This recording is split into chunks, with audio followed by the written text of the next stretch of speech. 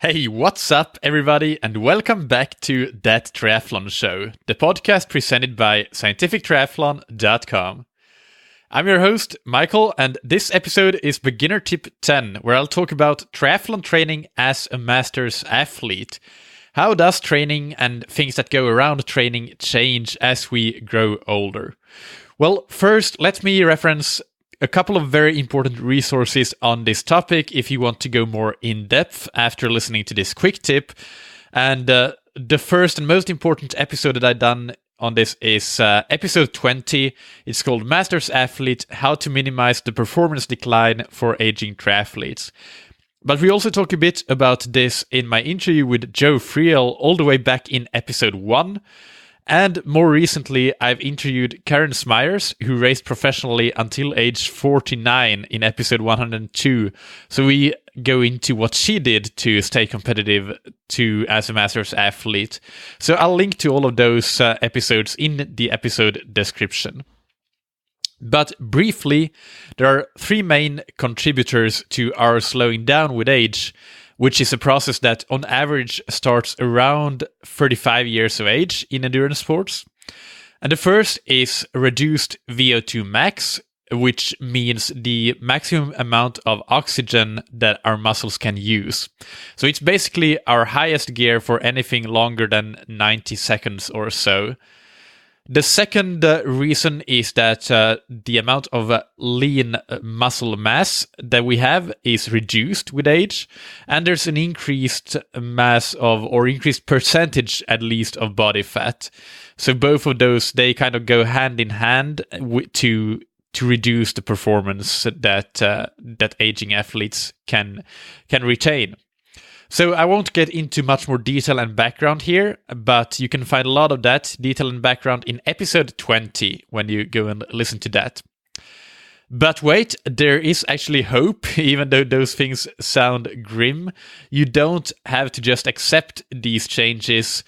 And in fact, one of the biggest reasons these changes are observed in the first place in research studies and so on is the training of aging athletes, or should I say the lack of it or changing of it.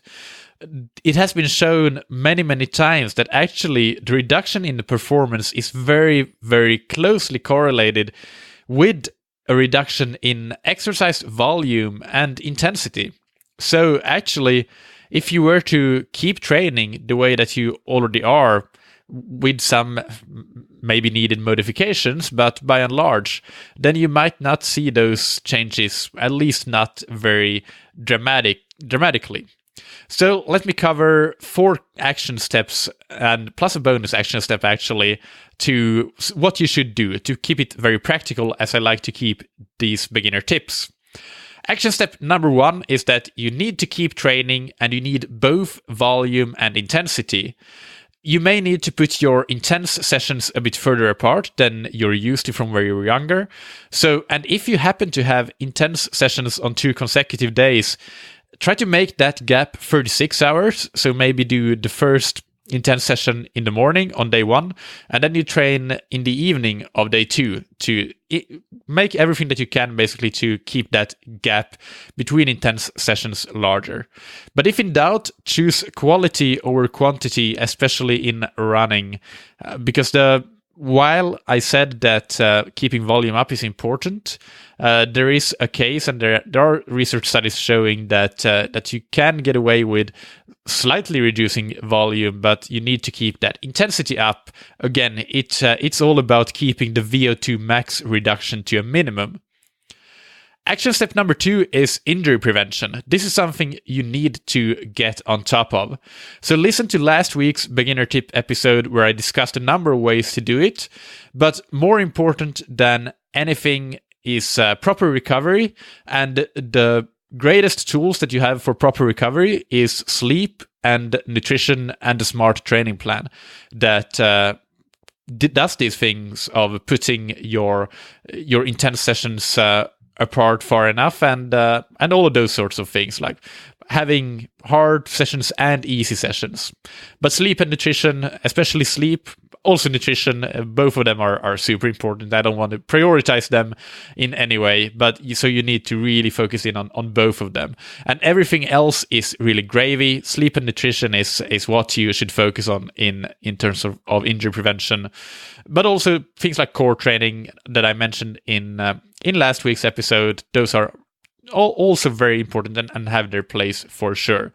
And the whole idea with this action step is that it allows you to do action step number 1, keep training volume and keep training intensity up. So action step number 3, I already talked about training, but let's talk specifically about VO2 max and VO2 max training. When you do your hard sessions, you need to be doing training at a very high intensity. So to get close to that VO2 max, these are your short and sharp lung busting intervals. So they might be 3 minutes, 4 minutes, 5 minutes or so, although you can go a bit shorter or a bit longer, up to 8 minutes if you want to. But as an example, 6 times 3 minutes with 3-minute jog or easy spin recoveries, as hard as you can go, as hard as you can sustain for those 6 intervals of 3 minutes, basically. Then you know that you're doing it right. That's a bread and butter workout, whether it's cycling or running. And if we talk heart rate, then you want to be getting up to 90% or so of your maximum heart rate, or even higher. In general, your total amount of intense training may go down as you age, to err on the side of caution to make sure that you get, because you need longer to recover, usually.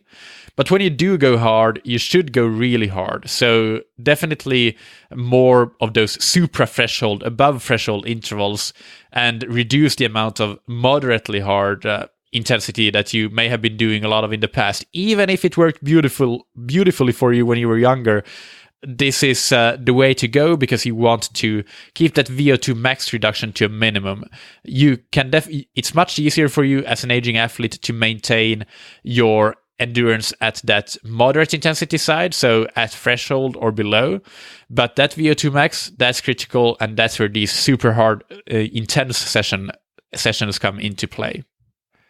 And action step number 4 is strength training.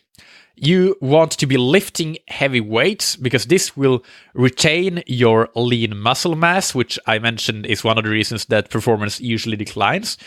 It will decrease your body fat percentage, and it will stimulate hormonal responses like testosterone that is super important for masters athletes. Without going into any more detail on this, I highly recommend you listen to episode 81, the Triathlete's Strength Training Formula, where I do go into detail of how you should be strength training. The same principles apply. And also, you can check out my free core routines on the page on my website called Triathlon Strength Training. You can find that under the popular topics, then click through to Triathlon Strength Training, and there you can sign up to get those free routines. I'll also link to both of these resources in the episode description. And finally, a bonus action step. Nutrition and hydration become even more important as you age. Just simply eat as clean as you can. Increase your protein intake, especially women, and you will start to need to reduce your overall caloric intake compared to when you were younger as metabolism slows. Again, without going into much detail, related listening is episodes 94, 95, and 100. I will link to them all. They're called Triathlon Nutrition, Calories, Carbs, Fats and Proteins, part 1 and 2. And then in episode 100, it was nutrition before, during, and after workouts. So I hope that you enjoyed this beginner tip. If you have topics or questions you want me to cover on these tips, you can send them to me on michael@scientifictriathlon.com. That's Michael with a K. Or tweet me on Twitter, where my handle is @SciTriat. Next Friday on Beginner Tip 11, I will talk about how long you need to prepare for a race.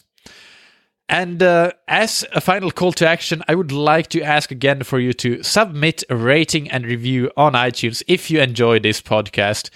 I want to give a massive shout out today to Yeah I Bake from Australia, who did that very recently. He writes, or she writes, I don't know if it's a he or she, Really enjoying the variety of guests that come on this show. Even when they're talking about the same topic, it's great to hear different opinions and points of view.